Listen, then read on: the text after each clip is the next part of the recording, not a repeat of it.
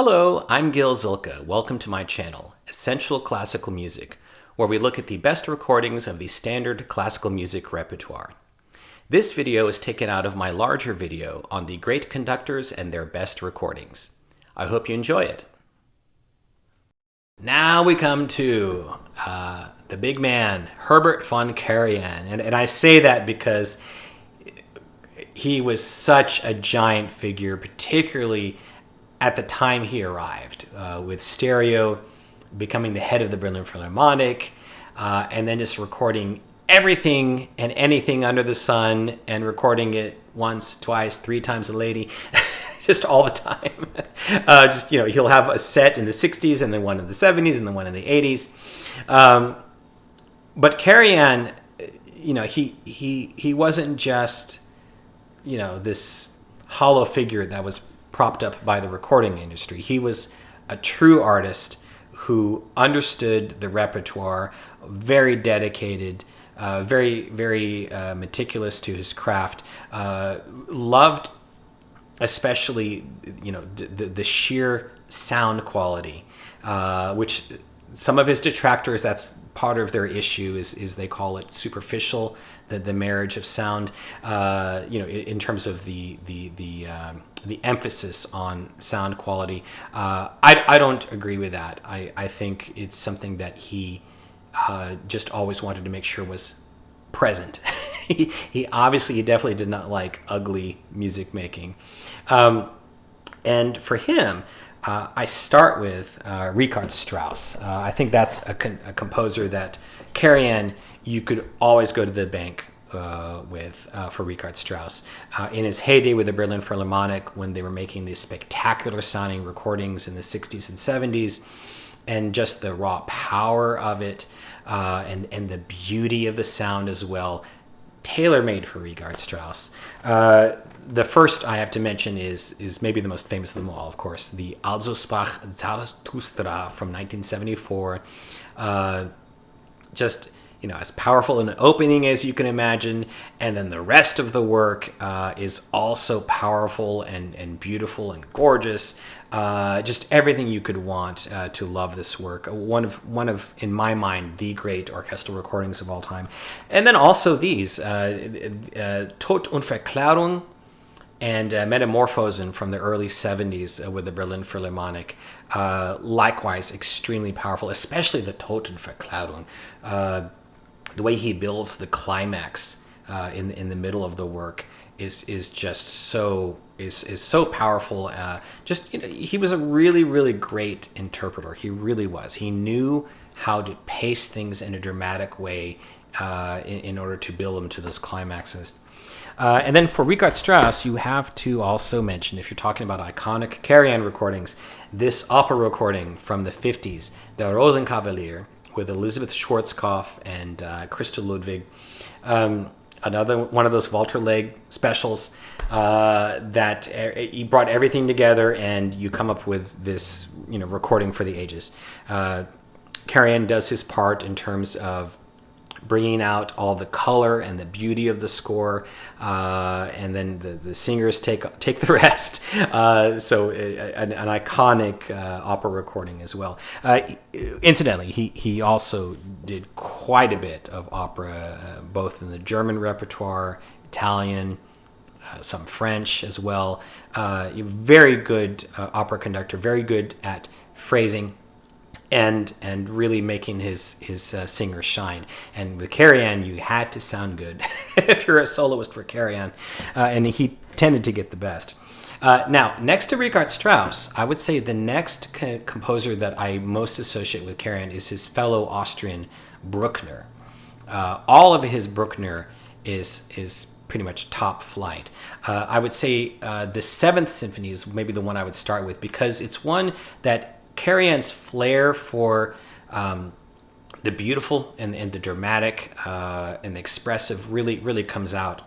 My favorite of his sevenths, and there's not that much to choose from, to be honest, is this one from the mid-70s with the Berlin Philharmonic on Deutsche Grammophon, which comes as part of a set. You can also get his EMI version recorded a few years earlier with the same group, the Berlin Phil. That one's just about as good. I'd say this one has the most. It has the most visceral impact, is why I like it. Especially that wonderful scherzo. Bum, bum, bum, bum, bum, bum, bum, bum, bum, bum, bum. This one really knocks your socks off in that movement. And then the gorgeous adagio, which he always did well. He did one in his last few years with Vienna, which is also revered. And I think probably if you were to take a poll, most people actually tend to prefer that one.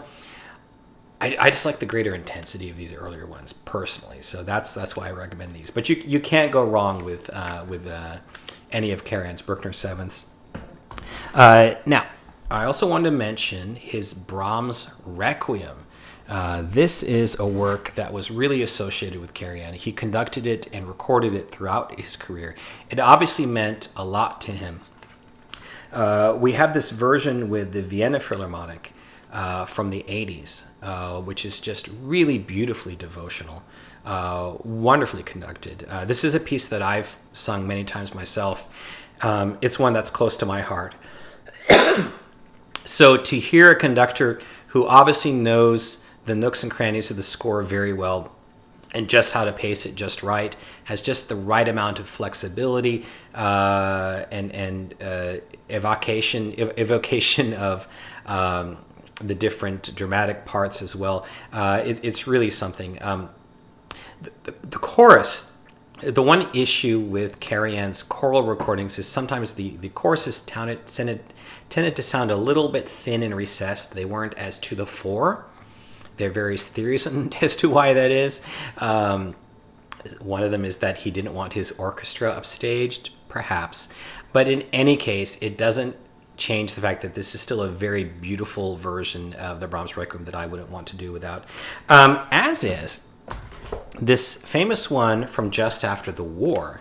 This is also with the Vienna Philharmonic, recorded in, I believe it was like 1947, an early Walter Legg recording with Hans Hotter as the bass soloist and Elisabeth Schwarzkopf, very young Schwarzkopf, singing the soprano, sounding very angelic in her version of the solo. And this one is, again, the Vienna Singverein. I think that's who's singing in this case. They sound a little thin as in this recording as well, but partly probably because of the circumstances of it was so soon after the war. People were still getting their bearings. In any case, this is a particularly devoted spiritual version of the Requiem. It's not perfect. The chorus sounds a little bit thin at times. It was rumored that Schwarzkopf actually kind of helped them along at some points. But in any case, it really is the devotion of it that comes across the most. And yes, this may be partly because of historical circumstances of, again, gathering back together after the war. But the Brahms Requiem, again, to me, it's one of my favorite works. It's one of the most evocative works in terms of spirituality expressed in a way that's very comforting above all. As well as powerful, like in the third and sixth movements. This is just one of those special recordings of the Brahms Requiem. And then I also want to mention a few more for Karajan. This is another choral recording. This one is considered the reference pretty much for the creation. It's got a stellar cast. Let's see who we have. Of course, Fritz Wunderlich is the tenor. Gadula Janowitz, the soprano, who's playing. Who is our? It's getting dark here. Fischer Dieskau is on here, but he's one of the smaller parts. Okay, Walter Berry, of course. He's Raphael, and it's with the Berlin Philharmonic this time and the Vienna Singverein. Just amazing version of this work that's just really powerful and beautiful and charming and just perfectly judged and beautifully recorded. And next, I want to mention now for Karajan, stepping outside of the German repertoire into the French repertoire with this disc, in particular the Debussy. The Debussy La Mer and Prélude à l'après-midi d'enfant. This is with a Berlin Philharmonic from the 60s, very famous recording. I love it. I love what he brings to it in terms of the beauty of the sound. I think that adds to the impressionistic soundscape. Not everyone likes it. Some people think that it's a little too fudgy and that's not clear enough. But you know, not everyone's going to like everything. But for a lot of people, this is like one of the great recordings of this repertoire. Beautifully recorded. And then finally, Karajan recorded quite a bit of 20th century repertoire. And one of the works that he really brought to the fore was Honegger's Symphony No. 3, Liturgique, as well as the Symphony No. 2. This is a fantastic disc. You might even make the argument that this is Karajan's greatest contribution to the classical discography, because these are not, very well known works. Honegger was a Swiss composer who wrote these at the end of World War II, and they are very bleak, very dark.